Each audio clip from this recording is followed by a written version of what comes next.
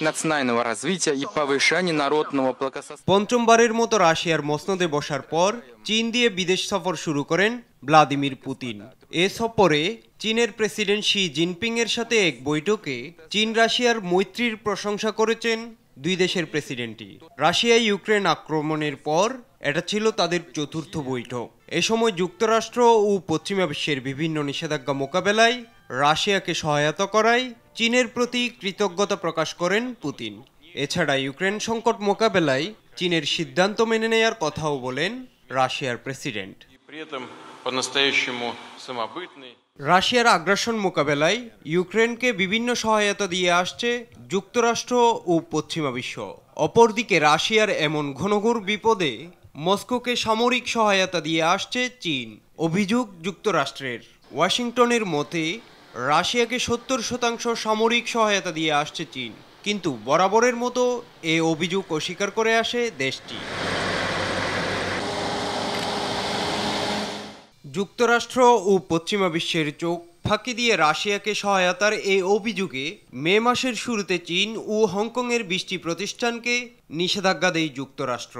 Biden প্রশাসনের মতে বাণিজ্যিক ও সামরিক প্রয়োজন মেটাতে রাশিয়াকে প্রায় 300 মিলিয়ন সমমূল্যের কাঁচামাল সরবরাহ করে আসছে দেশটি, যা দিয়ে ড্রোন, ট্যাঙ্ক ও ক্ষেপণাস্ত্রের মতো ভয়ানক অস্ত্র তৈরি করছে রাশিয়া।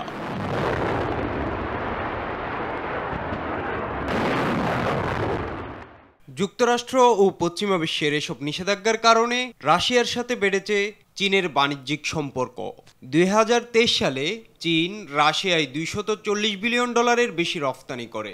2022 সালে রাশিয়া ইউক্রেনে হামলার আগে 2021 সালের চেয়ে যা বেড়েছে 64% বেশি। এসব বাণিজ্যের 90% সম্পন্ন হয়েছে ডলারের পরিবর্তে নিজ নিজ মুদ্রায়, যার কারণে তৈরি হচ্ছে বিকল্প মুদ্রা, খর্ব হচ্ছে ডলারের একক আধিপত্য। এর আগে যুক্তরাষ্ট্রে চীনের বৈদ্যুতিক যানবাহন রফতানিতে 4 গুণ বেশি শুল্ক আরোপ করে ওয়াশিংটন। বন্ধুরাষ্ট্র চীনের এমন বিপদের দিনে এগিয়ে আসে রাশিয়া। দেশটির যানবাহন নির্মাতাদের স্বাগত জানায় পুতিন। এর ফলে 2023 সালে রাশিয়ায় চীনের যানবাহন ও ক্ষুদ্র যন্ত্রাংশ রফতানি পৌঁছায় $23 বিলিয়ন। 2022 সালে যা ছিল মাত্র $6 বিলিয়ন।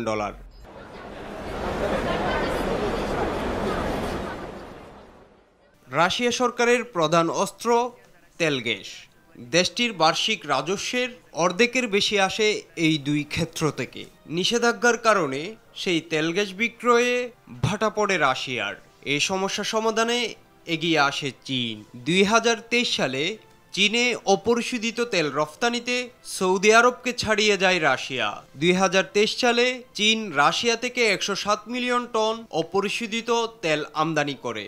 2022 সাল থেকে যা 24% বেশি।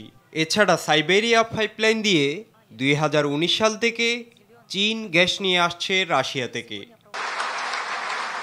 ইমরান হুসাইন, RTV। Поэтому в будущем предлагаем